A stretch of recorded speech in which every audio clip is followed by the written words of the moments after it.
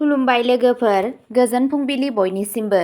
नोंथांमोनखौ गोदान भिडिअ'आव आरो फिन खेबसेबाव बयखौबो बरायनाय बावहरग्रोनाय जाबाय।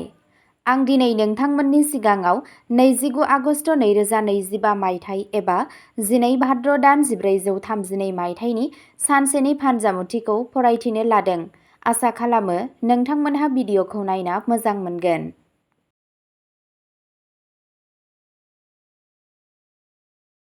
मेष राशि।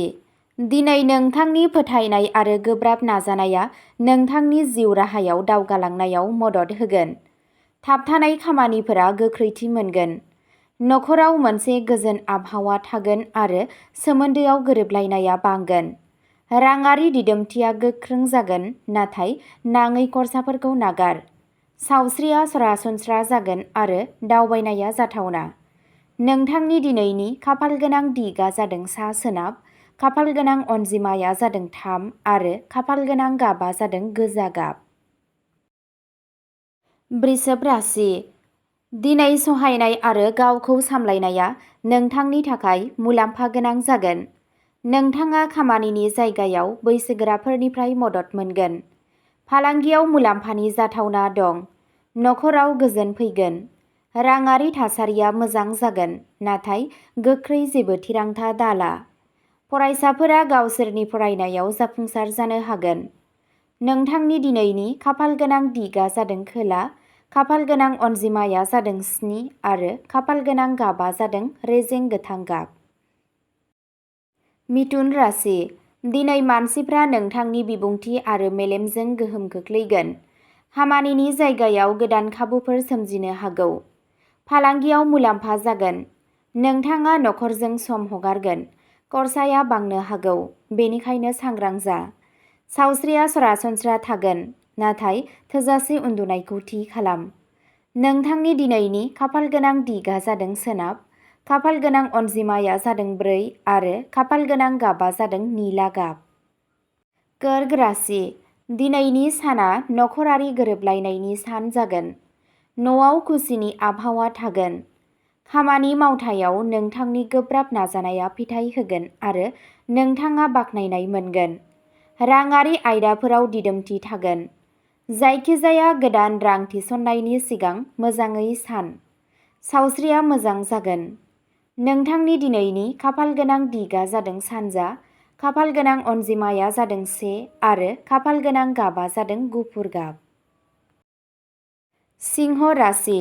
दिनै नोंथांनि गावखौ फोथायनाय आरो दैदेननायनि रोंग'थिया बांगोन। नोंथांनि खामानिनि जायगायाव गोदान खाबुफोर सोमजिगोन।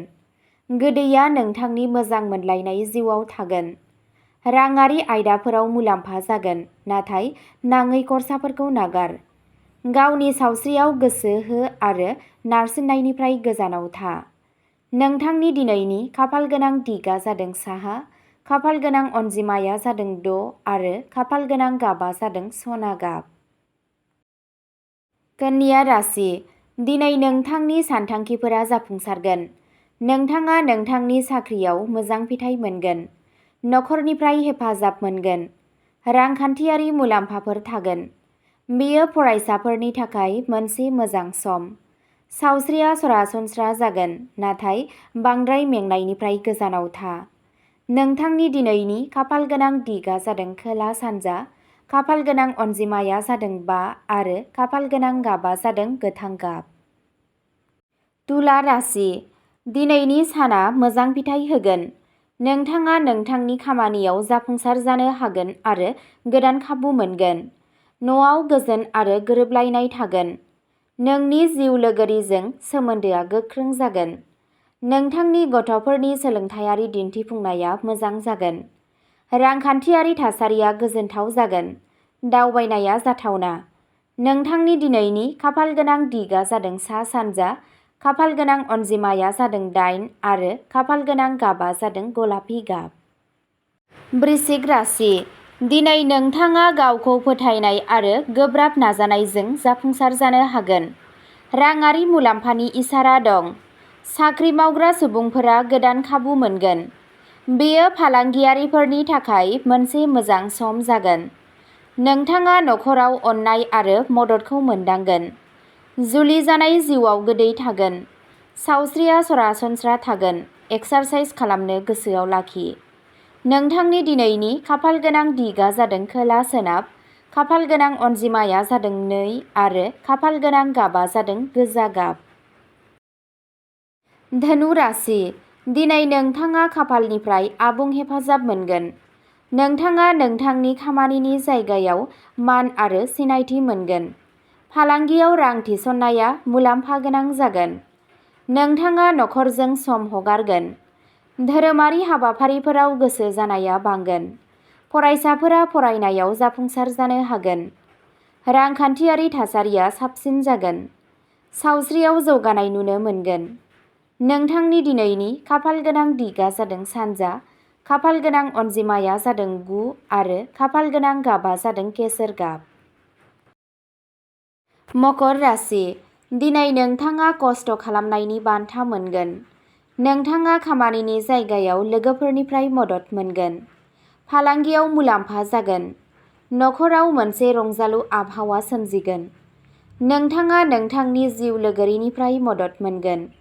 नोंथांनि गोसोआ नोंथांनि गथ'फोरनि मोनफुंनायफोरजों गोजोनगोन।